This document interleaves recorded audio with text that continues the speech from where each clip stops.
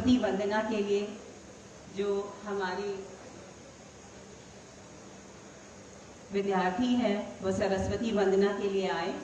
और शिल्पा जी, आपसे अनुरोध है कि आप कार्य संभालें। Thank you Amrita ma'am. Saraswati महाभागे विद्ये कमललोचने विद्यारूपे विशालाक्षी विद्या देहि नमोस्तुते। ज्ञान के इस मंदिर में जब तक माँ सरस्वती जी का आवाहन न हो तब तक यह कार्यक्रम अधूरा है।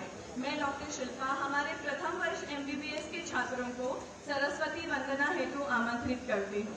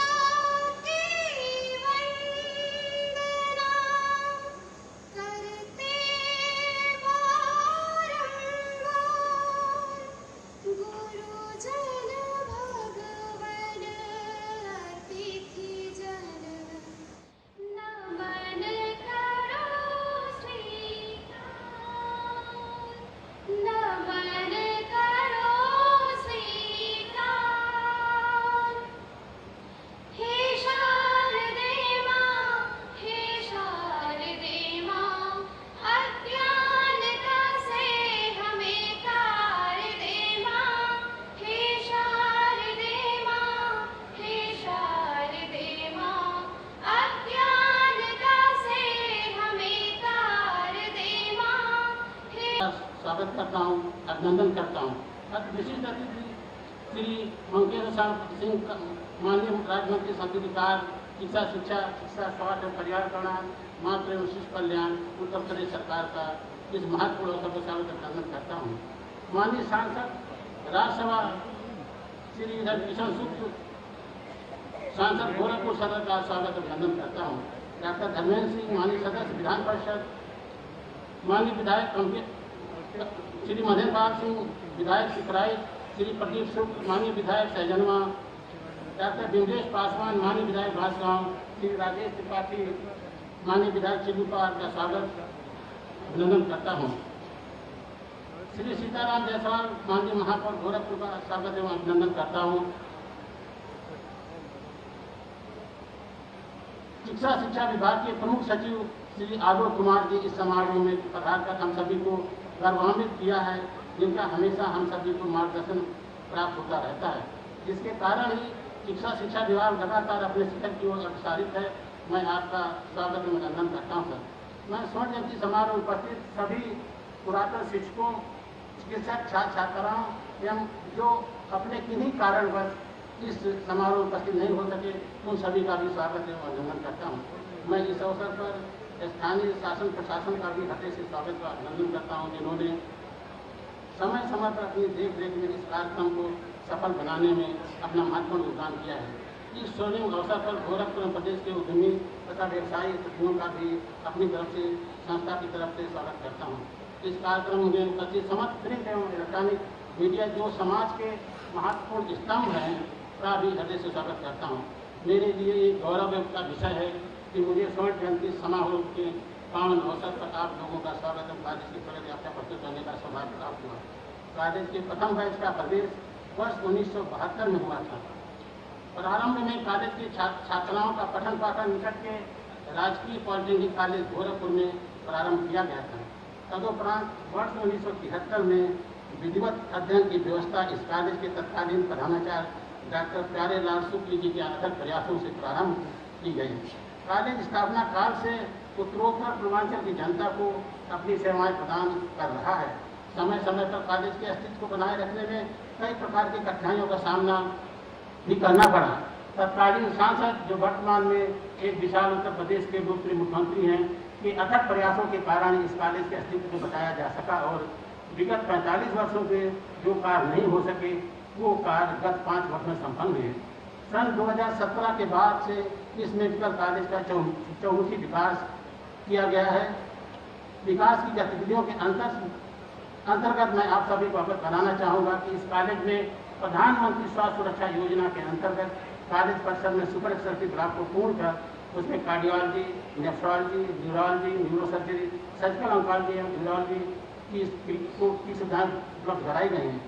यहाँ पर अत्याधुनिक मॉड्यूलर ओटी के द्वारा neurosurgery, cancer surgery, spinal surgery, cath lab में पेसमेकर, एंजियोग्राफी, एंजियोप्लास्टी आदि चिकित्सा सुविधाएं प्रदान की जा रही हैं। अभी तक 247 एंजियोग्राफी और 160 एंजियोप्लास्टी एवं 32 पेसमेकर लगाकर मरीजों की जान को बचाया जा चुका है। 500 bed super speciality children hospital के निर्माण का कार्य पूर्ण हो गया है, जिसको निकट भविष्य में क्रियाशील किया जाना है। कॉलेज के चिकित्सालय में वर्तमान में 1750 बेड्स की व्यवस्था है। वातानुकूलित ओपीडी रजिस्ट्रेशन काउंटर की स्थापना की गई, जहां पर 300 से 400 लोगों को बैठने की समुचित व्यवस्था है। ई हॉस्पिटल मरीजों के परिजनों हेतु 233 बेड के रैन बसेरा, burn unit, labour complex, 14 modular OT की स्थापना संबंधित कार्य कराए गए। 200 बेडेड पीजी हॉस्टल तथा 50 बेडेड मैरिज हॉस्टल तथा गेस्ट हाउस का भी निर्माण गत 5 वर्षों में कराया गया। फायर सेफ्टी, इलेक्ट्रिक सेफ्टी की व्यवस्था की गई। दिव्यांगजनों के प्रशिक्षण हेतु CRC कंपोजिट रिहैबिलिटेशन सेंटर की स्थापना की जा रही है। रीजनल मेडिकल रिसर्च सेंटर की स्थापना की गई है, जिससे इस क्षेत्र के वायरल वेक्टर बॉर्न डिजीज की त्वरित निदान, उपचार तथा रोकथाम में मील का पत्थर साबित होगा। कॉलेज के माइक्रोबायोलॉजी विभाग में CSR के अंतर्गत कोविड तथा अन्य वायरल जनित रोगों की जांच हेतु BSL-3 लैब की स्थापना की गई। प्रत्येक बेड पर लिक्विड मेडिकल ऑक्सीजन की व्यवस्था है। विगत 5 वर्षों में वेंटिलेटर की संख्या में 5 गुने से अधिक की वृद्धि हुई, जिससे पूर्वांचल में अति गंभीर रोगियों को सघन चिकित्सीय सुविधाएं उपलब्ध कराई जा रही हैं। स्वर्ण जयंती द्वार का निर्माण का लोकार्पण तथा फार्मेसी और नर्सिंग कॉलेज के छात्रों हेतु 200 सीटेड बहुमंजिला छात्रावास शिलान्यास आज माननीय मुख्यमंत्री जी के कदमों द्वारा किया जाएगा। गत 5 वर्षों में NMC मानकानुसार विभिन्न श्रेणी के शैक्षणिक, गैर शैक्षणिक, पैरामेडिकल स्टाफ उपचारिकाओं एवं चतुर्थ श्रेणी के लगभग 2900 पदों को सृजित किया गया है। स्थापना काल के समय MBBS की 50 सीटों पर पठन पाठन प्रारंभ हुआ था। वर्तमान में 150 सीटों पर प्रवेश किया जा रहा है। मेडिकल कॉलेज की स्थापना के उपरांत कुछ विभागों में 1980-81 में PG की पढ़ाई शुरू की हुई थी। वर्ष 2017 तक मात्र 75 PG सीटें थी। वर्तमान में इस कॉलेज में 115 MD-MS की सीटों में प्रवेश किया जा रहा है। यहाँ पर कुछ विभागों में PG सीट की विशेष वृद्धि हुई है, जिनका मैं उल्लेख करना चाहूँगा। पैथोलॉजी में 3 PG सीट थी, जिन्हें बढ़ाकर 12 किया गया। जनरल सर्जरी में 7 से 12, जनरल मेडिसिन में 6 से 15, रेडियो डायग्नोसिस में 24 वर्षों के बाद पुनः PG की पढ़ाई 2019 से प्रारंभ हुई तथा ENT मानसिक रोग विभाग में PG की पढ़ाई प्रारंभ की गई। JEAS के महत्वपूर्ण उन्मूलन हेतु प्रांतीय सेवा में कार्यरत 100 से अधिक चिकित्सकों को प्रशिक्षित किया जा चुका है। B फार्मा में गत 3 वर्षों से तथा BSc नर्सिंग में गत 1 वर्ष से पठन पाठन का कार्य किया जा रहा है। पैरामेडिकल पाठ्यक्रम के संचालन हेतु इस कॉलेज को 380 छात्रों के प्रवेश से विशेष फैकल्टी एवं शासन की अनुमति से प्राप्त हो गई है। शिक्षा के क्षेत्र में इससे बहुत बड़ा परिवर्तन आएगा। लैब टेक्नीशियन को डिजिटल ट्रेनिंग प्रोग्राम के अंतर्गत उनका पर्यवेक्षण एवं प्रशिक्षण समय पर दिया जाता है। प्राइवेट संस्थाओं में अध्ययनरत B फार्मा एवं नर्सिंग छात्रों को भी क्लिनिकल प्रशिक्षण BRD मेडिकल कॉलेज में दिया जाता है। टीचिंग और ट्रेनिंग को बेहतर बनाने हेतु अन्य संस्थाओं से MOU किया गया है, जिसमें महायोगी गोरखनाथ विश्वविद्यालय, एम्स तथा RMRC प्रमुख हैं। National emergency life support training centre की स्थापना भी यहाँ की गई है। मेडिकल एथिक्स कमेटी का रजिस्ट्रेशन व स्थापना 2020 में की गई, जिसके उपरांत मल्टी डिसिप्लिनरी रिसर्च यूनिट की स्थापना हेतु ICMR में आवेदन किया गया था। केंद्र सरकार द्वारा देश के मात्र 5 राज्यों में MRU की स्थापना के अनुमति प्रदान की गई थे, जिसमें से 2 उत्तर प्रदेश में स्वीकृत हुए हैं। और दोनों गोरखपुर को मिले हैं, जिसमें एक बीआरडी है और दूसरा एम्स है। बीआरडी मेडिकल कॉलेज शिक्षा शिक्षकों एवं छात्र छात्राओं द्वारा नेशनल और इंटरनेशनल जर्नल प्रकाशित किए गए हैं और पढ़े जाते रहे हैं। कोविड महामारी के समय भी कोविड-19 पर इस शिक्षालय में 18 शोध पत्र प्रकाशित किए गए हैं। मेडिकल कॉलेज में निदान एवं उपचार में प्रयोग आने वाले उपकरण जैसे सीटी स्कैन, एमआरआई। कई जगह पे माननीय मुख्यमंत्री जी का स्वागत करने का मौका मिला, लेकिन आज उन्हीं की नगरी में उनका स्वागत करने का पहली बार मौका मिल रहा है। माननीय मुख्यमंत्री जी, मैं आपका हृदय से अभिनंदन करता हूं, नमन करता हूं।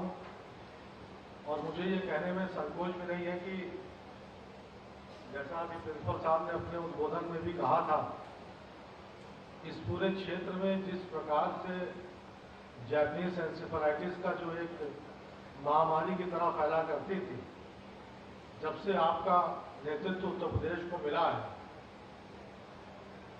इस पूरे क्षेत्र से पिछले कुछ वर्षों में माननीय मुख्यमंत्री जी के अथक प्रयास से जिस तरीके से इस बीमारी का विनाश हुआ है, आपके रहते ही ये हो सकता था और किसी दूसरे के नेतृत्व में ये काम बिल्कुल नहीं हो सकता था। इसलिए मैं आपका इस गोरखनाथ की धरती पे हृदय से स्वागत करता हूं, अभिनंदन करता हूं।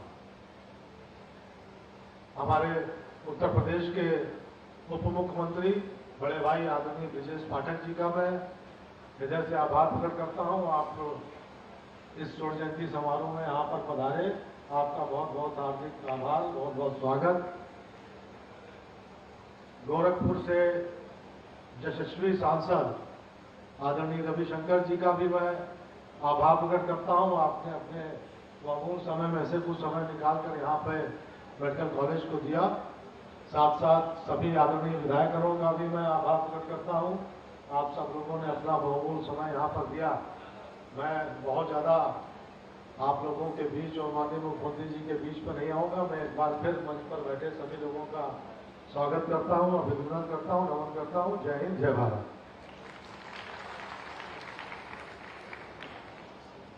धन्यवाद सर। अब मैं श्री ब्रजेश पाठक जी को आमंत्रित करती हूँ, माननीय उप मुख्यमंत्री जी का स्वागत करें एवं उद्बोधन दें। श्री ब्रजेश पाठक जी।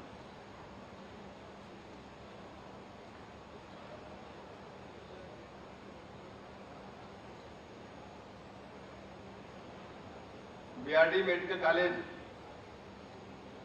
गोरखपुर के स्वर्ण जयंती समारोह के मुख्य अतिथि उत्तर प्रदेश के लोकप्रिय जनप्रिय यशस्वी मुख्यमंत्री आदरणीय योगी आदित्यनाथ जी, हमारे साथ राज्य मंत्री, हमारे मित्र, विशिष्ट अतिथि आदरणीय महेंकेश्वर शरण सिंह जी, गोरखपुर के लोकप्रिय सांसद हमारे पुराने साथी आदरणीय रविकिशन शुक्ल जी,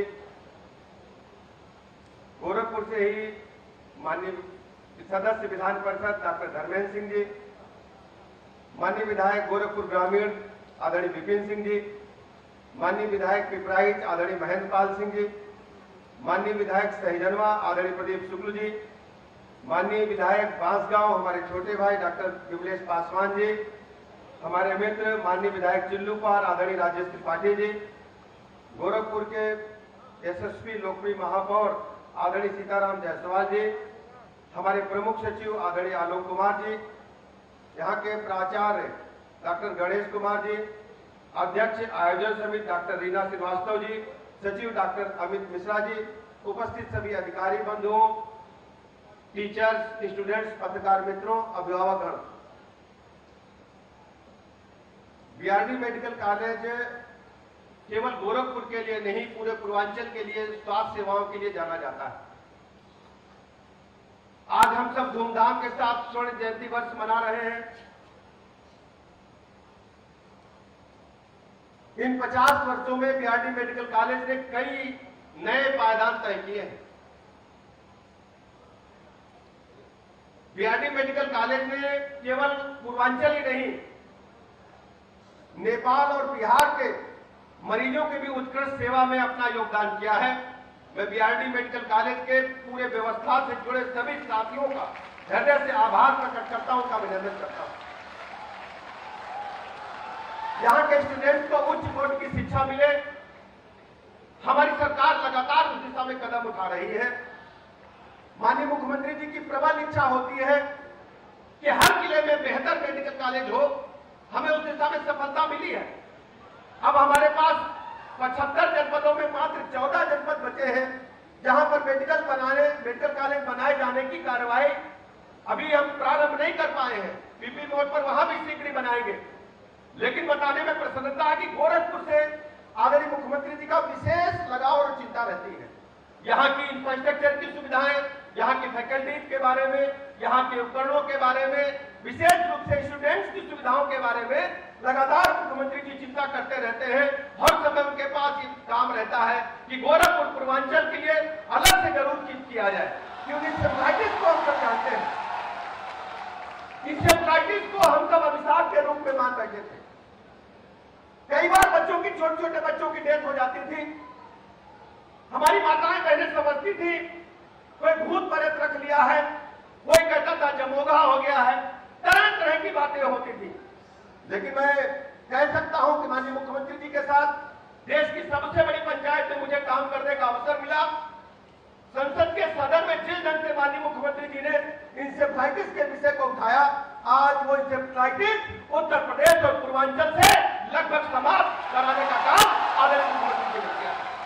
मैं पूरे उत्तर प्रदेश की तरफ से और आप सबकी तरफ से आदरणीय मुख्यमंत्री जी का मैं अभिनंदन करना चाहता हूं और बहुत बहुत आभार प्रकट करना चाहता हूं। शिक्षा के क्षेत्र में और आमूल परिवर्तन तो हुआ ही है, लेकिन मेडिकल शिक्षा के क्षेत्र में बहुत काम अभी आदरणीय मुख्यमंत्री जी के नेतृत्व में हो रहा है। 75 जनपदों में मेडिकल कॉलेज बनाए जाने की कार्रवाई WHO के मुताबिक अभी आप देख रहे होंगे, कुछ दिन पहले, लगभग 20 दिन पहले लखनऊ में मिशन निरामया का विधिवत लॉन्च आदरणीय मुख्यमंत्री जी ने किया और उसमें तय किया कि WHO की जो गाइडलाइन है कि 3 नर्सेज और 3 पैरामेडिकल हर चिकित्सक के साथ होना चाहिए, उस दिशा में भी हम लोग तेजी के साथ आगे काम कर रहे हैं। अभी तक हमारी जो मेडिकल कॉलेजेस थे उनमें मात्र 5 हमारे पास नर्सिंग कॉलेज थे। अभी आने वाले दिनों में देखेंगे हमने 7 और खोले, अभी कुल 11 और करने जा रहे हैं। आने वाले 5 वर्षों में हर मेडिकल कॉलेज के साथ एक नर्सिंग कॉलेज चलेगा। इस बात का मैं निवेदन अधिकारियों के माध्यम से आप सबको करना चाहता हूं, क्योंकि चिकित्सकों के साथ जब तक बेहतर पैरामेडिकल और नर्सेज नहीं होगी, हम इंफ्रास्ट्रक्चर को मजबूत नहीं कर पाएंगे। इसके अलावा हमारे मरीजों को निःशुल्क चिकित्सा मिले, लगातार सरकार इसके लिए काम कर रही है। राउंड क्लॉक हमारे चिकित्सक काम कर रहे हैं। केवल एक अनुरोध मैं करना चाहता हूं मेरे बीआरडी मेडिकल कॉलेज के अपने मित्रों से जो चिकित्सा व्यवस्था से जुड़े हैं, विशेष परिस्थितियों में ही जब हमारे पास कोई साधन नहीं है, कोई विकल्प नहीं है, तभी मरीज को हम रिफर करेंगे, क्योंकि धरा पर हम भगवान के स्वरूप के रूप में जाने जाते हैं और यह हमें सिद्ध करना है और इसकी शुरुआत बीआरडी मेडिकल कॉलेज करेगा। मैं बहुत अधिक समय न लेते हुए मैं भरोसा दिलाता हूं माननीय मुख्यमंत्री जी के नेतृत्व में हम अपने बीआरडी मेडिकल कॉलेज को प्रदेश का सर्वोच्च मेडिकल का शिक्षा संस्थान बनाने का काम करेंगे और आप सबके सुविधाओं के इंफ्रास्ट्रक्चर को मजबूत करने के लिए हर वो कार्य करेंगे जो आपकी इच्छा होगी। भारत माता की, भारत माता की, भारत माता की।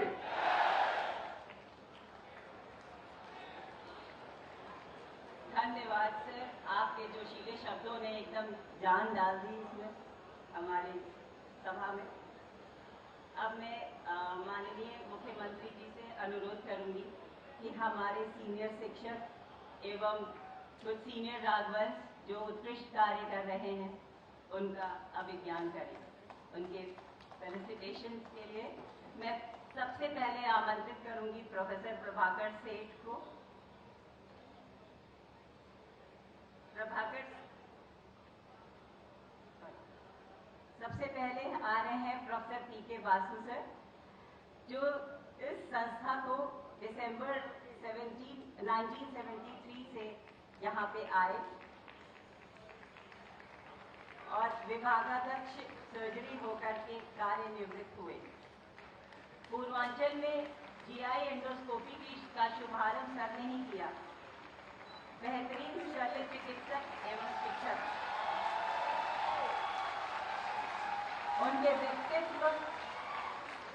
उनके व्यक्तित्व एवं बोलने की शैली से हम सभी प्रभावित रहते थे। बहुत ध्यान से सुनते थे और आधे से ज्यादा लेक्चर्स तो हम लोग को क्लास में ही याद हो जाते थे। सेवानिवृत्त होने के बाद सर ने 12 साल तक गोरखनाथ चिकित्सालय में सीनियर सर्जन की तरह सेवा दी। अब मैं बुलाना चाहूंगी प्रोफेसर सौदान सिंह सर को। इस समय sir dean North Delhi municipal corporation medical college Hindu Rao hospital में हैं। 1975 बैच के सौदान सिंह सर ने अपनी कार्यशैली से बहुत नाम कमाया। इस कॉलेज में भी एक प्रिंसिपल की तरह से 2005 में कार्यरत रहे और उस वर्ष जापानीज इंसेफ्लाइटिस का जो कहर था उसमें उन्होंने बहुत उत्कृष्ट कार्य किया। उसके बाद वो सैफई गए और 2010 में डीजीएमई वो करके रिटायर हुए।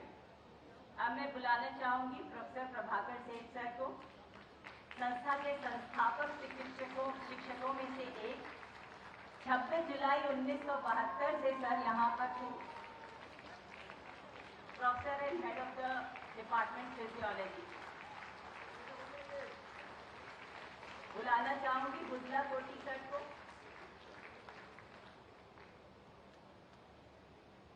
बुदला कोटी सर प्रथम बैच उनके हैं, 1972 बैच के, योग्य एवं उत्कृष्ट विद्यार्थी, इंडियन रेलवेज में सेवा दी और 2015 में डायरेक्टर जनरल हुए रेलवे हेल्थ सर्विसेज में। हमारे बीच में पंकज अग्रवाल जी हैं। इन्होंने एक कार्य शुरू किया है जिसमें एलोपैथिक चिकित्सा शिक्षा को सरल हिंदी में लाने की योजना में ये सहभागी होना चाहते हैं और इन्होंने हिंदी में बहुत सारी मेडिकल पुस्तकें लिखी हैं। थायराइड ग्रंथि एक नई पुस्तक है। इस फेलिसिटेशन या अभिज्ञान के बाद सूचना विभाग का एक वीडियो है जो 3 मिनट का है,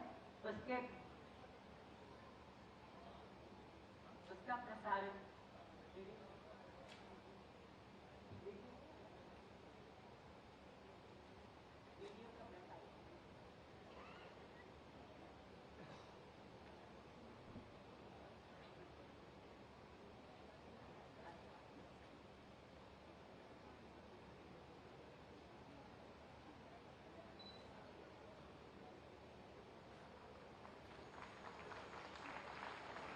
माननीय मुख्यमंत्री जी से अनुरोध है कि वो बटन दबाकर 2 परियोजनाएं हैं उनका लोकार्पण एवं शिलान्यास भी करें।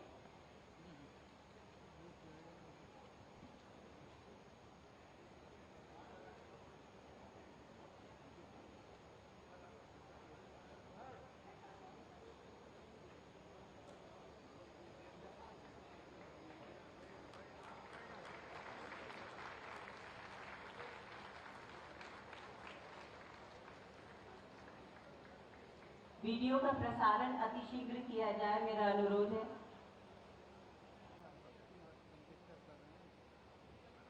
बीआरटी मेडिकल कॉलेज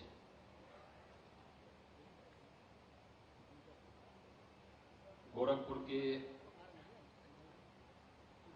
स्वर्ण जयंती समारोह के आज के इस समारोह में मंच पर उपस्थित प्रदेश सरकार में मेरे वरिष्ठ सहयोगी,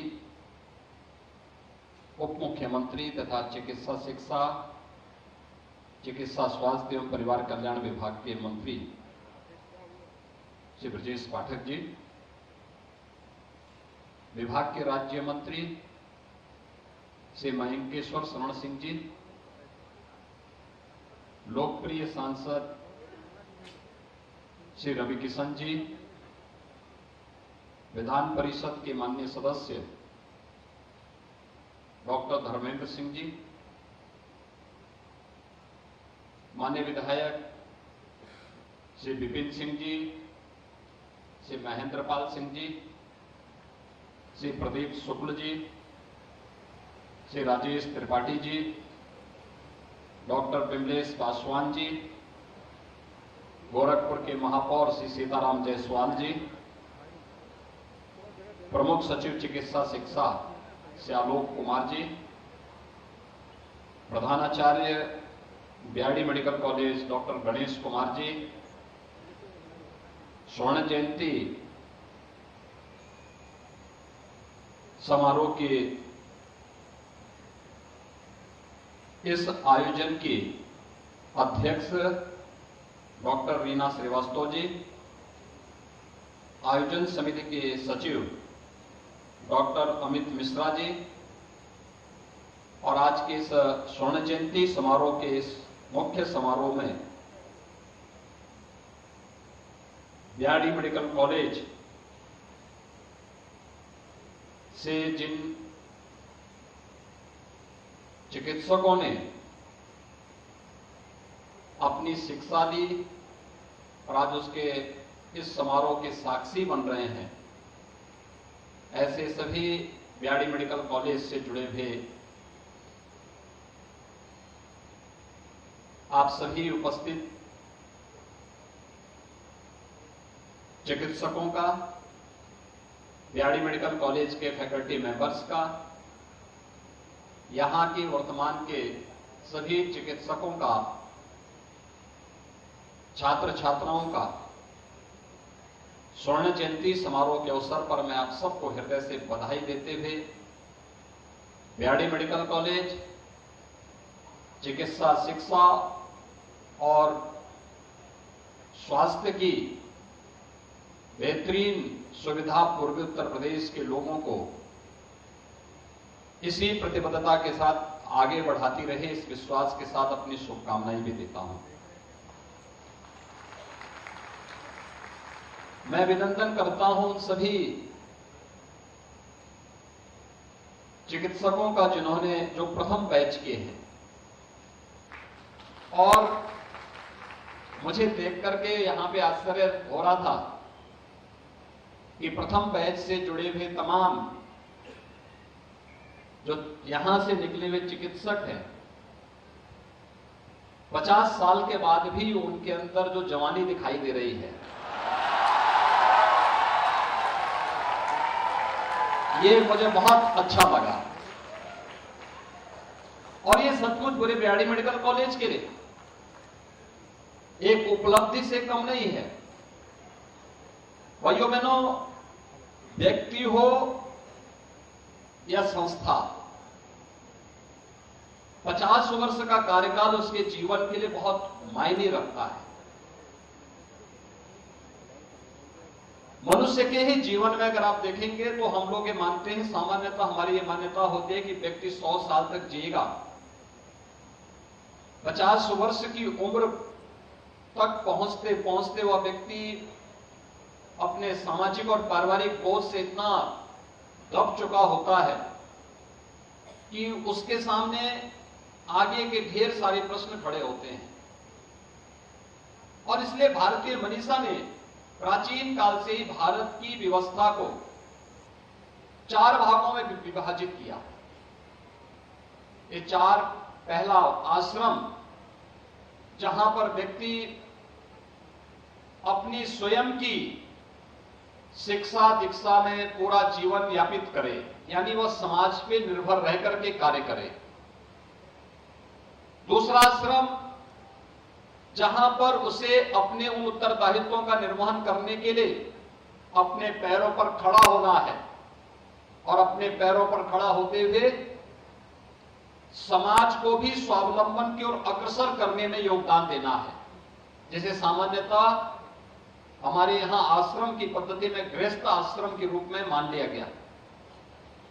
तीसरा आश्रम ये वानप्रस्थ का माना जाता है, जहां पर व्यक्ति अब तक उसने अपने पैरों पर खड़ा होकर के जो कुछ भी अर्जित किया है, अब वह केवल अपने लिए नहीं, अब उसको समाज की तरफ ज्यादा उन्मुख होना है, समाज के लिए ज्यादा कार्य करना है। अब तक तो अपने परिवार तक सीमित था, परिवार के लिए ज्यादा ध्यान दे रहा था, अब उसे समाज पर फोकस करना है और समाज के लिए और अच्छे कार्यक्रमों के साथ, देश के लिए और अच्छे कार्यक्रमों के साथ कैसे हम आगे बढ़ सकते हैं, इनको लेकर के आगे बढ़ना होता है।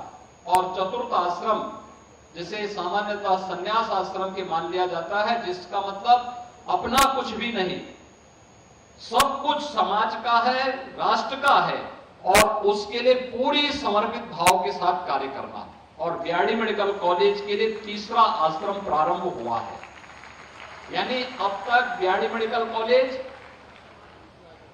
हमारे सामने चैलेंज था। मैं पिछले लगभग 30 वर्षों से बीआरडी मेडिकल कॉलेज की यात्रा को अपनी आंखों से देख रहा हूं और मैंने इस बात को महसूस किया है, बीआरडी मेडिकल कॉलेज ओपिक्सा का दंश झेला, यहां पर अस्तित्व का संकट भी खड़ा हुआ और एक समय तो ऐसा लगा मुझे कि हम लोग ये मानते थे कि अगर वास्तव में मेडिकल कॉलेज के यहां पर पहिए होते तो ये भी यहां से कहीं शिफ्ट हो गया होता। लेकिन आज बीआरडी मेडिकल कॉलेज पूर्वी उत्तर प्रदेश के बेहतरीन स्वास्थ्य केंद्र के रूप में उभरा है और अब एक नई स्वस्थ प्रतिस्पर्धा के लिए बीआरडी मेडिकल कॉलेज को तैयार होना है। और इसमें पुरातन और नवीन का बेहतरीन संगम इस स्वर्ण जयंती वर्ष के अवसर पर हम सबको यहां पर देखने को मिलना चाहिए। आप में से बहुत सारे लोग ऐसे हैं जिन्होंने अपने क्षेत्र में कुछ विशिष्ट काम किया है, लेकिन अपनी विशिष्टता को केवल अपने तक सीमित रखना ये उपलब्धि नहीं हो सकती। आपने जो कुछ भी किया है उसको समाज को समर्पित करने की बारी अब आ चुकी है। खासतौर पर जिन लोगों ने बीआरडी मेडिकल कॉलेज और अपने जीवन के भी 50 साल पूरे कर लिए हैं, उनको अब समाज की तरफ उन्मुख इस रूप में होना है। यद्यपि एक चिकित्सक का पूरा जीवन समाज के लिए समर्पित होता है, लेकिन अब हम अपने ज्ञान के इस प्रचार प्रसार को और तेजी के साथ कैसे आगे बढ़ा सकते हैं, यह एक महत्वपूर्ण अवसर आप सबके सामने होगा। आज चिकित्सा स्वास्थ्य के क्षेत्र में देश और दुनिया के अंदर बहुत कुछ नया हुआ है और नयापन जो देखने को मिल रहा है। इस सदी की सबसे बड़ी महामारी को हम सबने झेला है, देखा है, नजदीक से देखा है, महसूस किया है। पूर्वी उत्तर प्रदेश का डेडिकेटेड कोविड हॉस्पिटल का बीआरडी मेडिकल कॉलेज सबसे बड़ा केंद्र था और बेहतरीन परिणाम भी बीआरडी मेडिकल कॉलेज ने दिया। उन सभी स्थितियों को ध्यान में रखते हुए कि वास्तव में बीमारी का उपचार ही क्या उसका सर्वोत्तम उपाय है, कोरोना महामारी ने हम सबके सामने ढेर सारे उदाहरण प्रस्तुत किए हैं। समय से लिए गए निर्णय, टीम वर्क, और अगर हम थोड़ी सावधानी रख करके बचाव के उपाय पर ध्यान देने के लिए लोगों को प्रेरित कर सकें तो बड़ी से बड़ी महामारी को भी नियंत्रित किया जा सकता है। और आपके सामने उदाहरण है, हेल्थ इंफ्रास्ट्रक्चर में यूएस और यूरोप भारत से बहुत आगे है, लेकिन कोरोना प्रबंधन में भारत का परिणाम इनसे बहुत आगे है, बहुत आगे है। ये आप सबने देखा होगा।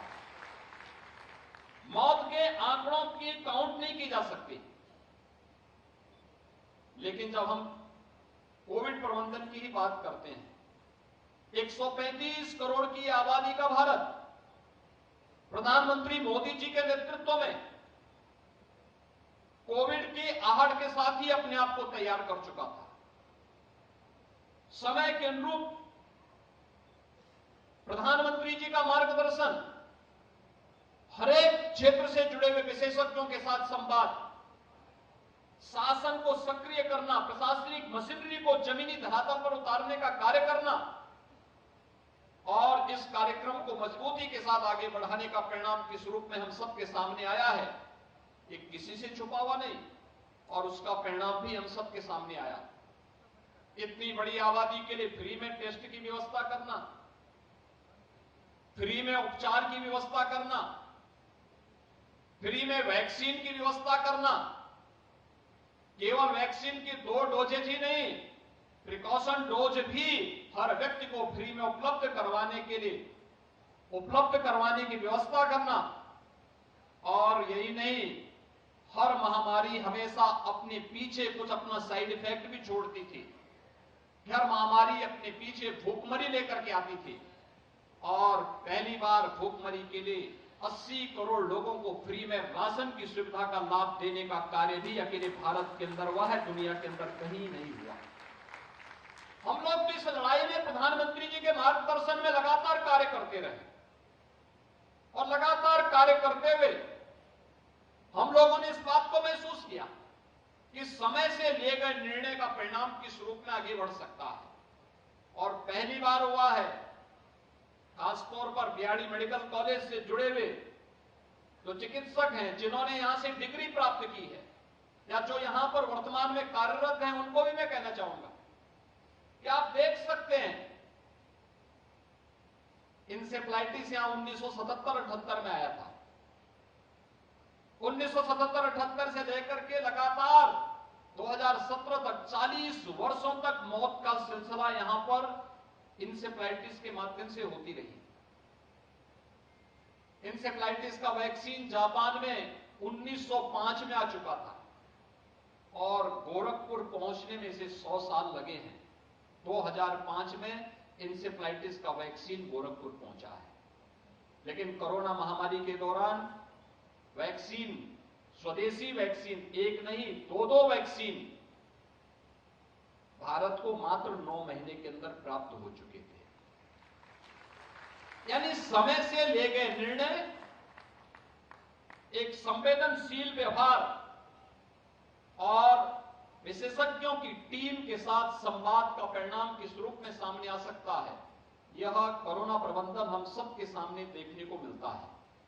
और यही परिणाम, यही कारण रहा है कि हेल्थ इंफ्रास्ट्रक्चर में हो सकता है कि अमेरिका और यूरोप हमसे अच्छा रहा हो, लेकिन कोरोना से होने वाली मौतों के आंकड़ों को अगर आप देखेंगे तो अमेरिका की आबादी भारत की आबादी की 1/4 है, लेकिन अमेरिका में कोरोना से मौतें भारत से दुगनी हुई हैं। यूरोप में भी इसी प्रकार के आंकड़े सामने, चौंकाने वाले आंकड़े देखने को मिलते हैं। और इसलिए आप सभी इस फील्ड के विशेषज्ञ हैं, मैं आप सबसे इस बारे में कहना चाहूंगा, हमें कोरोना प्रबंधन से बहुत कुछ सीखने को मिलता है और हमें हमेशा इस बात को ध्यान में रखना होगा कि कौन से ऐसे पक्ष थे जो हमारे अच्छे थे, जो कोरोना प्रबंधन को भारत को दुनिया के अंदर एक मॉडल के रूप में प्रस्तुत करने में जिससे मदद मिली, और उसे हम दैनिक जीवन में भी किस रूप में ले सकते हैं, यह इसका एक माध्यम बनेगा। दूसरा, 1200 से 1500 के आसपास यहां पर बीआरडी मेडिकल कॉलेज से पास आउट जो छात्र रहे हैं, वे जीवन के प्रत्येक क्षेत्र में कार्य कर रहे हैं और आज इस कार्यक्रम में अपने कॉलेज के स्वर्ण जयंती समारोह के साक्षी बनने जा रहे हैं। सचमुच आपका आगमन गोरखपुर के दृष्टि से अत्यंत महत्वपूर्ण है। आप जब गोरखपुर में पढ़ते रहे होंगे तो अब गोरखपुर छोटी सिटी थी, बीआरडी मेडिकल कॉलेज सिटी से दूर था, और यही नहीं, आवागमन की सुविधा भी बहुत खराब थी। ट्रेन की सुविधा लगभग ना के बराबर थी, एयर कनेक्टिविटी नहीं थी। बीआरडी मेडिकल कॉलेज में सुविधाओं का अभाव था। मुझे याद है जब 1998-99 में मैंने बीआरडी मेडिकल कॉलेज का भ्रमण किया था इंसेफ्लाइटिस के मरीजों को देखने की दृष्टि से, एक बेड में 4 मरीज भर्ती थे, बड़ी बदबू थी, कोई इंफ्रास्ट्रक्चर नहीं था। लेकिन आपने देखा होगा जब आप स्वर्ण जयंती समारोह में देश से, दुनिया से, किसी भी देश से जब गोरखपुर में आए होंगे, बहुत सारे लोग ऐसे होंगे जो कई वर्षों के बाद गोरखपुर आए होंगे, आज आपको गोरखपुर बदलता हुआ दिखाई दिया होगा। बीआरडी मेडिकल कॉलेज का मार्ग 4 लेन के मार्ग में बदल चुका है। गोरखपुर में देश के सभी प्रमुख स्थलों से वायु सेवा प्रारंभ हो चुकी है। आज के दिन में गोरखपुर में 14 फ्लाइट आ रही है, एक गोरखपुर में आ रही है। ट्रेन की अच्छी सुविधा हो चुकी है और बीआरडी मेडिकल कॉलेज का इंफ्रास्ट्रक्चर भी आपने देखा होगा। बीआरडी मेडिकल कॉलेज में अच्छी सुविधा आपको मिली है। सुपर स्पेशलिटी का भी ब्लॉक बन चुका है। आज यहां पर हम नर्सिंग और फार्मेसी कॉलेज के छात्रावास और कॉलेज भवन के शिलान्यास का कार्यक्रम भी कर रहे हैं। सीआरसी और रीजनल मेडिकल रिसर्च सेंटर भी बीआरडी मेडिकल कॉलेज का यहां पर उसके लिए पर्याप्त धनराशि उपलब्ध कराई जा चुकी है। ये सभी बदलती हुई तस्वीर के रूप में बीआरडी मेडिकल कॉलेज को एक नई पहचान के रूप में प्रस्तुत करते हैं।